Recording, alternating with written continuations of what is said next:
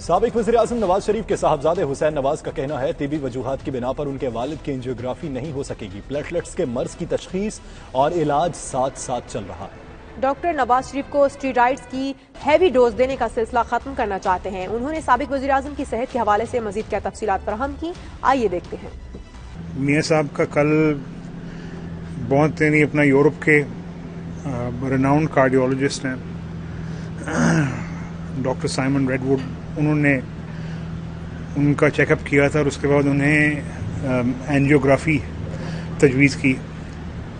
लेकिन अभी इस वक्त वो एंजियोग्राफी नहीं होगी, जिसकी काफ़ी मेडिकल वजूहात हैं जिसमें आपको डॉक्टर अदनान बताएंगे। लेकिन मैं आपको अभी बता दूं कि इस वक्त उनका अभी तशख़ीस और ट्रीटमेंट जो है वो साथ साथ चल रहा है। इस वक्त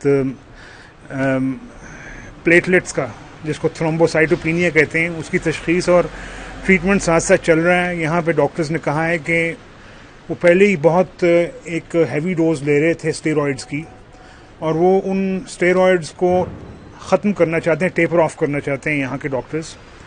और फिर उसके बाद एक दफ़ा वो स्टेरॉइड्स जो हैं वो ख़त्म हो जाएंगे, उससे कुछ पहले ही उनकी जो बोन मैरो जो है उसकी इन्वेस्टिगेशन शुरू हो जाएंगी, जो कि इस हफ्ते के आखिर तक जो है ना वो इन्वेस्टिगेशन स्टार्ट हो जाएंगी।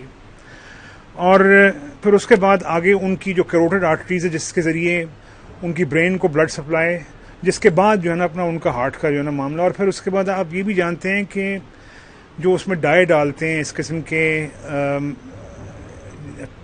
कैथ प्रोसीजर्स के अंदर, तो वो गुर्दों पे मनफी असर रखती है। तो इस चीज़ के लिए बहुत ज़्यादा केयरफुल रहना पड़ता है डॉक्टर्स को। तो अब उनके जो है ना मामला चल रहे हैं।